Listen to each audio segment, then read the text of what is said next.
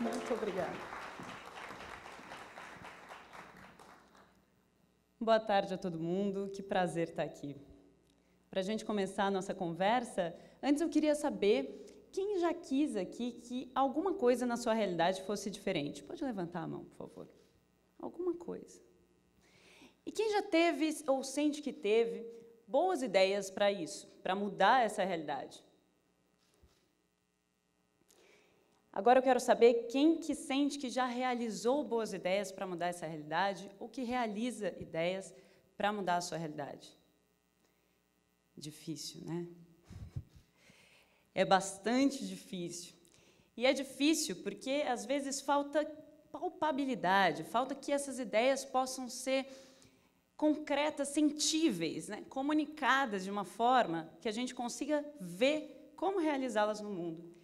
Mas também porque a gente sabe que não depende só da gente. Vamos ser honestos, é difícil que um indivíduo mude sozinho o mundo ao seu redor. Pode acontecer. Mas quando a gente começa a envolver outras pessoas, mobilizar pessoas em torno de uma ideia que a gente trouxe, aí, de repente, uma coisa interessante pode acontecer. Uma série de outras pessoas com outras ideias parecidas, começam a se envolver e aí se mobilizar. E a mobilização coletiva acaba fazendo com que a gente saia da ideia e chegue na realização. Eu, quando era criança, ainda muito cedo, tive o privilégio de conhecer jogos de tabuleiro. Conheci vários, me divertia com vários, mas um em especial me chamava muito a atenção, tradicional, não sei se vocês já ouviram falar, xadrez, o nome. O meu oponente, que foi quem me apresentou esse jogo, era um adversário exigente, muito mais experiente que eu, não deixava barato, era o meu pai.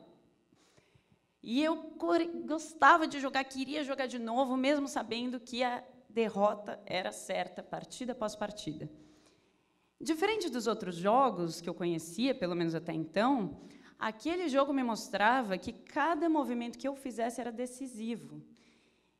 E, ao mesmo tempo que os dois oponentes tinham as mesmas oportunidades, o jogo era simétrico, as peças eram iguais, as regras eram iguais para ambos, o resultado quase sempre era que eu perdia miseravelmente. Por que, então? Começava a pensar, naquela época não me dava conta de que isso me ajudaria depois a entender como partir da ideia do que eu queria, do objetivo que eu queria, a vitória, para uma ação, para planejar essa ação. É interessante porque o xadrez mudou a minha vida completamente, formando a pessoa que eu sou, porque me ensinou a pensar de uma determinada forma. Ele começou a me mostrar de uma forma que eu podia tocar, sentir, ver, observar com os meus 5 sentidos, em que cada movimento era decisivo. Eu vi uma ação e uma consequência, uma ação e uma reação, um planejamento, uma ação e uma reação. Mas, ainda que o jogo tenha todo esse poder, quando a gente pergunta o que é jogo, ou quando a gente conversa sobre jogos com as pessoas, jogos de tabuleiro, jogos de mesa, a maioria das pessoas tende a dizer que jogo é divertido, é uma distração, é alguma coisa, um entretenimento, uma coisa na chave do superficial. Esse poder todo de transformação do jogo, de repente, fica oculto. Existe até uma vanguarda hoje, chamando de jogos de tabuleiro modernos, uma série de jogos que têm sistemas um pouco mais trabalhados de objetivos, começo, meio e fim, narrativa, regras, enfim. Mas, mesmo nessa vanguarda, a maioria das pessoas ainda trata jogos, no máximo, como um produto de consumo supérfluo, aquela coisa que você experiencia, se diverte e já quer logo saber qual vai ser o próximo lançamento. Não existe essa profundidade do reconhecimento do jogo como um poder transformador. Será que jogo é só isso? Acho que vocês já imaginam que a minha resposta é: eu acredito que não. O jogo ele mexe com os nossos hábitos, com as nossas práticas. Quando a gente está jogando, o jogo nos traz uma narrativa. Literalmente, ele ensina a gente a pensar de uma forma. Pode ser que o jogo não faça sentido para nós, não tenha pé nem cabeça. Banco imobiliário, para mim, não tem pé nem cabeça. Desconectado da realidade, não tem fim, não tem um objetivo ali muito instigante, muito certeiro. No entanto, enquanto você está jogando, mesmo aquele jogo que não faz sentido para você, você vive naquele mundo conforme as regras que o jogo te colocou. Enquanto você está dentro da partida, é como se você tivesse ido para um outro universo, uma outra cultura, uma outra realidade. Só que você é onipotente, onipresente ali. Você entende todas as estruturas daquela realidade, daquela cultura, e você consegue viver plenamente adaptado a um outro contexto que não o seu. E o jogo estabelece, então, relações e afetos que eu tenho certeza que todo mundo que tem o privilégio de ter a experiência de jogar carrega para depois da partida. Não é só enquanto você está jogando. Assim como comigo, no xadrez, a forma como eu penso as coisas na minha vida é carregada daquilo que os jogos ensinaram, daqueles universos aos quais eu pude ir graças aos jogos, como se fossem várias viagens. Então, o jogo, ele é uma linguagem. Ele é uma linguagem porque dá forma às emoções e às ideias que estão sendo comunicadas ali por ele. Ele é palpável, ele permite que você veja se concretizarem como ações, na forma das suas ações, muitas vezes, ou de ações cooperativas, por exemplo, ideias, intenções, se tornarem reais. Se tornam reais porque vivemos num mundo material, sensível, e a partir do momento que nosso corpo, com 5 sentidos, consegue perceber, com esses 5 sentidos, uma ideia se realizando através de uma ação, ela faz sentido para nós e para todos que estão vivenciando a realização daquela ideia. As linguagens constroem cultura. Elas produzem sentidos e significados naquilo que a gente faz. Todas as nossas escolhas. As escolhas cotidianas, que são as que mais importam. Que roupa você vai usar, com quem você vai conversar, o que você vai fazer hoje, o que você vai comer. As linguagens são o que está dando contorno para isso. Eu, por exemplo, aqui estou me comunicando com vocês através da linguagem verbal palestra. Tem um formato, uma configuração estética, um certo gestual, eu uso um recurso visual, existe um tempo delimitado que vocês já conhecem. Essa linguagem é o que dá contorno, é o que torna sensível, sensorial, as ideias que eu estou tentando comunicar. A gente se conecta através dessa linguagem. Ela dá uma forma para o conteúdo. E assim também é o jogo, ele dá uma forma para um conteúdo que pode ser comunicado. E se então a gente usasse essa linguagem do jogo para fazer as nossas ideias se realizarem? Para concretizar a mudança que a gente gostaria de ver ao nosso redor. É o que eu venho tentando fazer nos últimos anos, ao longo de uma série de projetos pelos quais eu venho passando. Eu sou uma pessoa que migra de projeto em projeto, já estou planejando o próximo, mas, no momento, tenho dedicado com muita realização a maior parte do meu tempo à Liga Brasileira de Mulheres Tabuleiristas, um projeto cujo objetivo é ser um centro de referência para a conexão de mulheres com a linguagem do jogo. Muita gente me pergunta, é um projeto de inclusão? No meu entendimento, não. As mulheres, no caso do nicho dos jogos, da linguagem dos jogos, não precisam ser incluídas. As mulheres estão presentes e hoje já representam mais da metade do público consumidor de jogos de mesa, além dos jogos eletrônicos.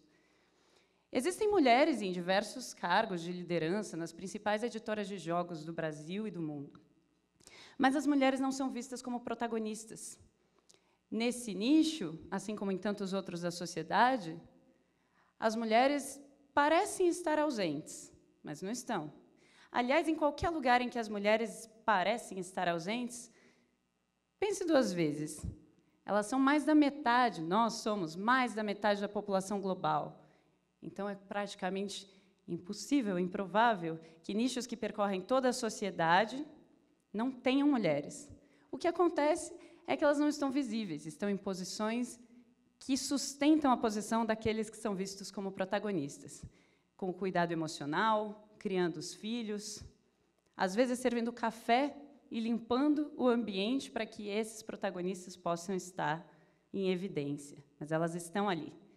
Então, a Liga Brasileira de Mulheres Tabuleiristas, ela se torna uma iniciativa para reconhecer e fomentar que as mulheres sejam protagonistas do nicho dos jogos. E, quando a Liga surgiu, ela começou a ter rápidos resultados, rápidos impactos. Por exemplo, a maior convenção de jogos da América Latina, na sua última edição presencial em 2019, não teve nenhuma mulher apresentando um protótipo, ou seja, um projeto de novo jogo no espaço reservado dessa convenção para novos talentos. Esse ano, com a gestão da Liga, 40% dos projetos apresentados na área de protótipos são de autoria de mulheres ou de equipes de mulheres. Mas como isso aconteceu assim, tão de repente, sendo que a ideia de reconhecer o protagonismo feminino nesse nicho é tão antiga? O que estava favorecendo com que a gente conseguisse transformar uma ideia em uma realização? E aí, observando isso, eu descobri que havia 3 pontos inegociáveis nessa transformação para que o projeto tivesse impacto. E os 3 deles, olha que curioso, são coisas presentes e características dos jogos de mesa. A primeira delas é: o jogo é um fim em si mesmo. Quem joga, não joga para um segundo fim. Não joga para ganhar dinheiro, não joga para... Às vezes joga outros tipos de jogos, né? Mas, geralmente, num jogo de tabuleiro de mesa, não joga para ganhar dinheiro, não joga por uma fama, não joga para aprender uma coisa. Joga porque joga para jogar. É um fim em si mesmo. O objetivo é determinado pelo próprio jogo. Ele é um mundo completo. Está lá. Da mesma forma, a Liga é um centro de referência para mulheres, para que mulheres protagonizem o mundo dos jogos. E esse é o fim. Um fim em si mesmo, um fim naquilo em que já se apresenta para ser. Rentabilidade, fama, não é que não sejam relevantes ou que não sejam legítimos, mas podem ser consequências de um projeto que é um fim em si mesmo.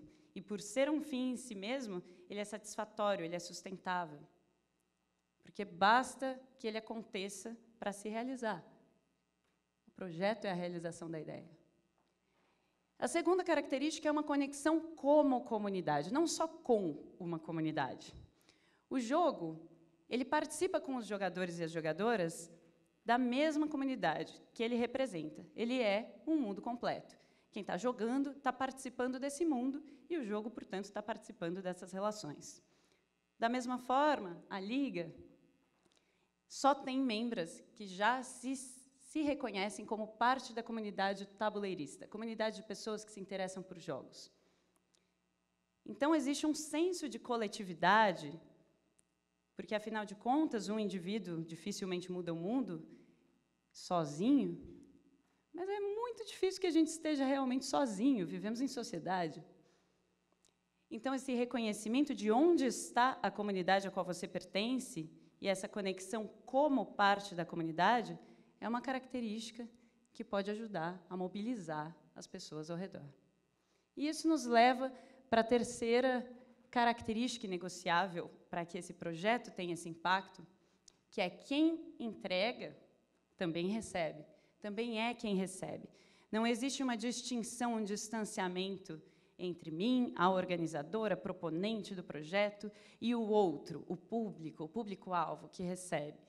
Esse público desconectado, existe uma alienação, muitas vezes, né, na qual eu estou produzindo uma coisa pela qual eu não me interesso, para um fim outro, que não esse, que não é produzir essa coisa, é ganhar o meu salário, para uma pessoa que não tem nada a ver comigo. No entanto, quando eu estou num projeto, um pequeno projeto cultural, não é o que eu estou fazendo por necessidade, é o que eu estou fazendo porque acredito, eu posso ser quem entrega e quem recebe ao mesmo tempo. Imagine você preparando um jantar para outras pessoas, ok? Agora, imagine que você também vai comer esse jantar com essas outras pessoas. Percebe a diferença que faz no preparo, no ato de servir, na apreciação da comida que foi preparada? E como isso chega também para as outras pessoas que estão ali compartilhando com você?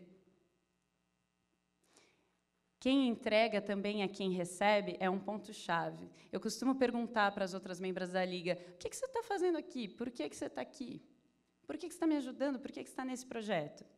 E, recentemente, uma delas me disse algo que me tocou muito.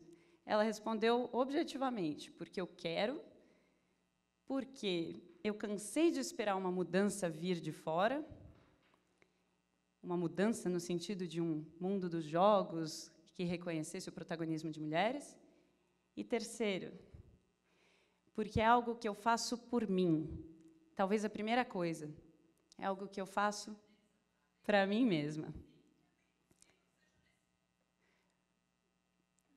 Quando ela falou isso, eu pensei, tá aí, somos uma comunidade, dentro dessa comunidade estamos agindo por nós mesmos, porque nós mesmas também somos aquelas que vão receber esse impacto.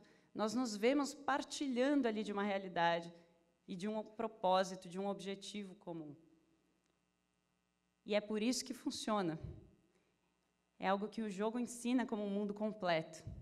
O jogo, como linguagem, ele dá contorno, ele dá uma forma palpável, que a gente pode sentir, que a gente pode tocar, que a gente pode ver, que a gente pode compartilhar com outras pessoas, que é, quem sabe, uma forma que permite que a gente saia do campo das ideias e comece a entrar no campo da ação. Por isso que eu acredito no jogo como linguagem, e é por isso que a minha jogada para transformar as minhas ideias em realização, conectando outras pessoas, coletivizando essas ideias, para que aí sim, juntos, a gente possa transformar a realidade, é essa. É usar essa linguagem para comunicar as minhas ideias, materializando. E agora eu quero saber qual é a sua. É a sua vez, é a vez de você sair das ideias e tomar a sua ação. Muito obrigada.